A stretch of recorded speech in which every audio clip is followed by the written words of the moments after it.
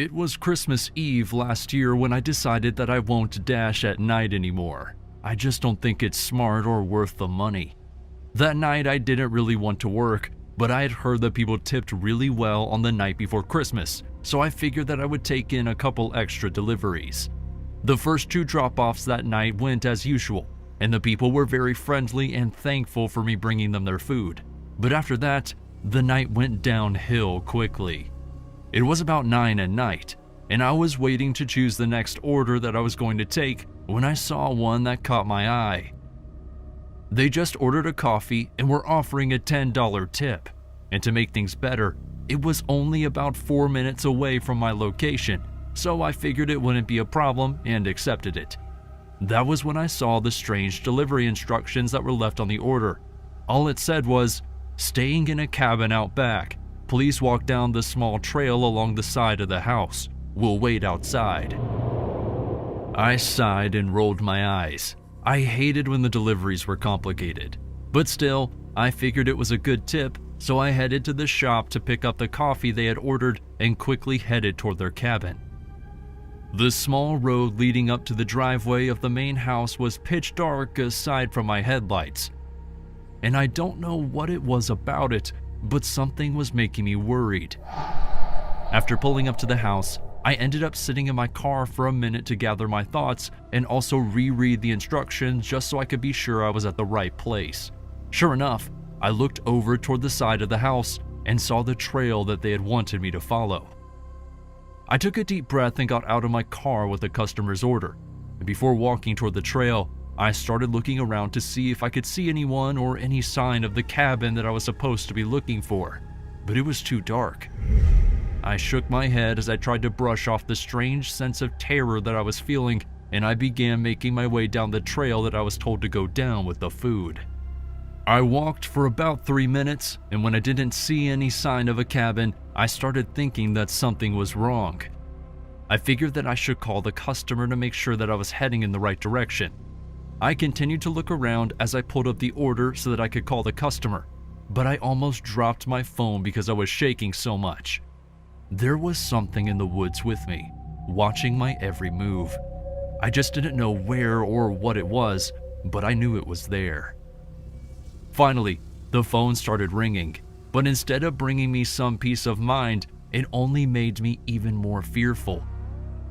After the second ring on my side of the phone call, out in the darkness to my right, I could hear a phone ringtone going off. That's when I realized that whoever ordered the food was out there in the woods with me that night. I took the phone away from my ear and turned the flashlight on as I called out into the woods to my right. "Hello? Is anyone there?" I yelled, expecting a response, but all I was met with was silence. I called out again, saying how cold it was outside and that I would just like to go home, and this time I got an answer, just not the one I was expecting. From the same direction that the ringtone came from earlier, I heard a man respond to me. "You'll be lucky if you ever make it home again."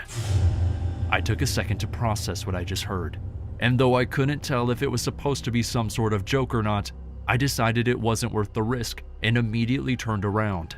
I sprinted back toward my car, looking back over my shoulder every couple of seconds to see if I was being followed.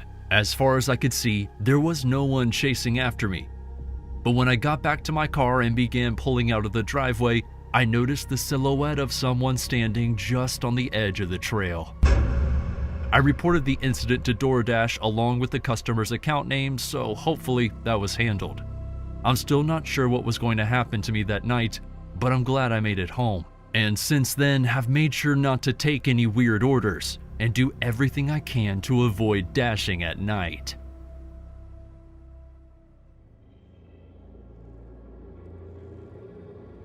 It was around 7:30 p.m. when I decided to take my last DoorDash order that night, and I noticed an order that had been sitting on the app for almost 30 minutes without anyone taking it. The order was for someone named Jordan, and he just got a single pizza and a 2-liter drink from one of the smaller pizzerias in town, and right away I saw why nobody was taking it. The tip was only for $2, but like I said, I really didn't mind since I was going to be heading in that direction to get home anyway. I picked up the person's food and started heading toward their address, expecting to recognize the street when I saw it. But the name wasn't familiar to me. And when I pulled up, I realized that was because the customer lived on a private street that looked like it only had one house on it. The gate to the road was left open, so I just drove in. The first thing I saw when I started driving down the private road was a bunch of signs that said "Turn back now" or "Wrong way." And at first, I have to admit that I thought I might be at the wrong address, but it turned out to be right. I finally made it to the house at the end of the long street, and as I pulled up, I began to wonder if anybody even lived there. Even though the porch light was on, the house itself looked like it had been worn down and just hardly kept itself together. I figured that the only way to find out if I was at the right house was to walk up to the door and knock, so that's what I did. I grabbed the pizza and drink and then walked right up the steps. But before I could even knock, that door swung open. The smell that poured out of the house was enough to almost knock me off my feet. But what really made me step backward was when the owner of the house came rushing out of the front door. It was a middle-aged man who looked like he was about 45 or 50 years old, and judging by the dirt that was covering him, I would say he hadn't showered in weeks.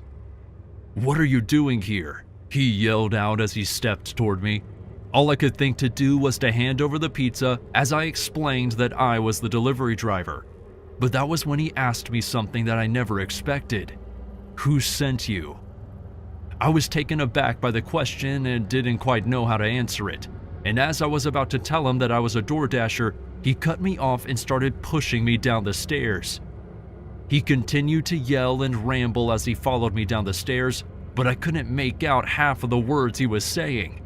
I tried to calm him down, but he had this animal-like look in his eye, and anytime I started speaking, he only got louder and more incoherent. I decided that my best bet was to turn around and get back in my car, but just as I went to walk away, he attacked. From behind, I felt his hand reach over and wrap around my neck as he started trying to force me to the ground. I tried fighting back, but as soon as I started to struggle, he started to squeeze harder and harder. I tried begging him to stop, but the words wouldn't come out, and any noises that did were overpowered by the man's excessive yelling. I could feel my body going limp, and my vision started to fade. And I didn't know if he thought I was knocked out already or not, but thankfully, the man released his grip around my neck and turned around. I waited until I could hear him walking up his stairs before gasping for air and scrambling to get back onto my feet. I ran as fast as I could over to my car and hopped in through the passenger side door because it was closer to me. I climbed over to the driver's seat and got ready to pull out of the driveway when I heard that incoherent screaming again. I looked over to the porch and saw that the man had gone in and grabbed a large knife that he was now holding as he started running down the stairs toward the car. I began backing out of the driveway as fast as possible, with the man chasing me the entire time. He didn't stop until I got back onto the main road, but by that point, I had put enough distance between us that I was comfortable enough to pull out my phone and call the police as I drove down the road. The police went to the man's house and ended up arresting him. As far as they could tell, he was having some sort of paranoid episode that was triggered when I showed up at his door after his son ordered a pizza to be delivered to him without letting him know.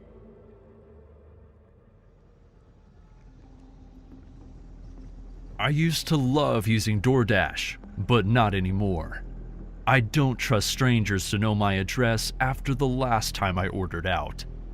It was probably around 7, and I didn't feel like cooking, so I ordered something from Panera. The Dasher got to my house in less than half an hour, but I noticed something off about him almost right away. He knocked on my door pretty aggressively, which wouldn't have bothered me, but after I answered the door, he started hitting on me. He said something like, "I can't believe your man let you come to the door looking like that." And I tried to laugh it off so I could take my food and go, but it really bothered me. I told him that I didn't have a man and that I can answer the door just fine by myself. What he said next made me really uncomfortable though. He laughed for a second and then said, "A girl like you, living by yourself? I'll have to change that." I couldn't stand talking to that man anymore. I took my food from him and told him to have a nice day before closing the door and walking back into the kitchen. I tried to shake off that weird feeling, but something in my stomach told me to check the window and make sure that he actually pulled out of my driveway. And by the time I got there, he was already in the process of backing up. However, I did notice him looking right at the window I was standing in and smiling back at me. I shivered as a chill ran through my body, and then I closed the blinds and started eating my food. That night before going to bed, I made sure that both the front and the back door was locked along with all the windows. I had a hard time falling asleep at first because I couldn't stop thinking about how creepy that man was, but after a while, I started to get tired. I ended up passing out for a little while before I was woken up by a sound that I had always dreaded. Coming from the front door, I could hear the handle shaking as if someone was trying to force it open. I sat up and continued listening to make sure that I wasn't mishearing anything. And as soon as I confirmed that someone was trying to break into my house, I started moving. I got out of my bed and grabbed my phone from the nightstand before closing my bedroom door and locking it. I called the police and just hoped that they answered quickly. Time felt like it was standing still as I started looking around my room for anything that might help me, but I couldn't think of anything. That's when I remembered that the last time I cleaned my room, I moved the dresser a bit and it was just far enough away from the wall for me to fit behind it. The dispatcher answered the phone as I made my way over to the dresser, but before I could start explaining what was happening, I heard the sound of the front door slamming open as if they had just broken through it. I let out a loud gasp and then quickly positioned myself between my dresser and the wall and pulled as many clothes as I could off of my floor and laid it over top myself.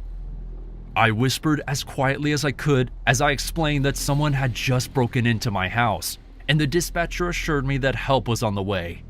I could hear the person walking around my house, and eventually, a horrifyingly familiar voice called out. "Hello?" the man yelled. A tear started to form in the corner of my eye as I realized that it was the creepy DoorDasher from earlier. I whispered to the dispatcher to please hurry up as I heard the man walking toward my room. I had to stifle a scream as my bedroom door bursted open from the force of the man slamming up against it. I could hear him walking around my room, but I couldn't see anything through the clothes. He looked around for a minute, and when he couldn't find me right away, he quickly moved on to the other rooms in the house. Eventually, he started calling out to me again, saying things like, "I'm going to find you," and "Why don't we just make this easier on the both of us?" I hid under those clothes for what felt like forever while I waited for the police to arrive. But thankfully, they managed to get there before the man found me. I heard him start to panic as the sound of multiple people's footsteps entered the house, and then I heard them ordering him to get on the ground. Once I was sure that he was apprehended, I announced myself to the police and then walked out of my room. I caught the man's gaze as the police walked him out of my house.